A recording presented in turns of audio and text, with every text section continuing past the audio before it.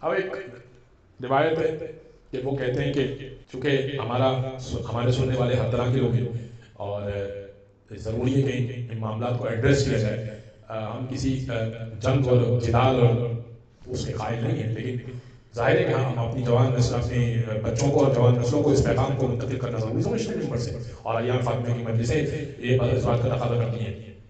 انہوں نے کہا کہ بھائی دلیل یہ ہے کہ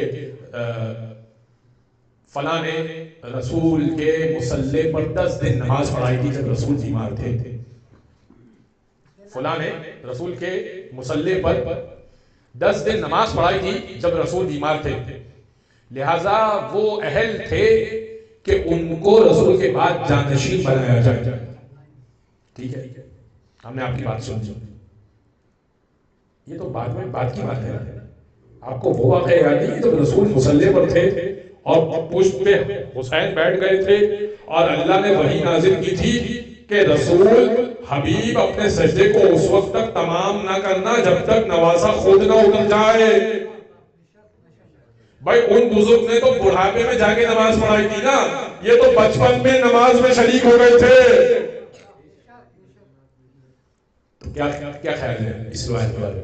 اگر اسی بنیادوں پر طے کرنا ہے، انہی بنیادوں پر خلافت کو طے کرنا ہے، تو پھر یہ روایت کیا کرے گی؟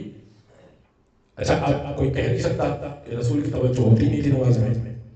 یہ تو نہیں کہہ سکتے کہ رسول کی توجہ نہیں ہوتی تھی. یعنی اس کا مطلب کہ جبریل نے آ کر خبر دی کہ حسین پشت پر سوار ہیں اور آپ سجدے کو طولانی کیجئے، اور جبریل ہی نے آ کر خبر دی کہ اب حسین اتر چکے ہیں انسانوں کی طرف. اچھا اس کا کیا مطلب ہوا؟ صحابہ نے کیا نماز سجدے سے سر اٹھا لیا ہوگا؟ نہیں اٹھایا ہوگا نا. بھائی رسول نے سجدہ لمبا کیا تو صحابہ اتباع کرو گے. جماعت میں اگر مولوی صاحب سجدہ لمبا کرے تو اتباع ضروری ہے نا، ورنہ جماعت ٹوٹ جاتی ہے. تو اگر رسول اعظم نماز پڑھا رہے ہوں اور 70 دفعہ ذکر سجدہ پڑھیں تو صحابہ نے نماز کے بعد پوچھا تو ہوگا نا، یا رسول اللہ آج سجدے کو طولانی کرنے کا سبب کیا تھا؟ یا نہیں پوچھا ہوگا. بھائی مولوی صاحب اگر 10 مرتبہ ذکر پڑھا دیں تو 4 نمازی جو آئے ہوتے ہیں وہ پوچھتے ہیں نا خیریت ہے مولانا صاحب اتنا لمبا سجدہ؟ اور رسول اعظم جو بغیر وحی کے کوئی کام نہیں کرتے، تو اصحاب نے پوچھا نہیں ہوگا کہ یا رسول اللہ یہ اتنا لمبا سجدہ کس کی وجہ سے، کیوں؟ تو کیا رسول نے یہ جواب نہیں دیا ہوگا کہ پشت پر حسین تھے؟ تو کیا نتیجہ یہ نہیں بنتا کہ اگر نماز میں حسین آ جائیں تو نماز کو طولانی کر دو؟ یعنی اگر دل میں حسین ابن علی کی ذات ہو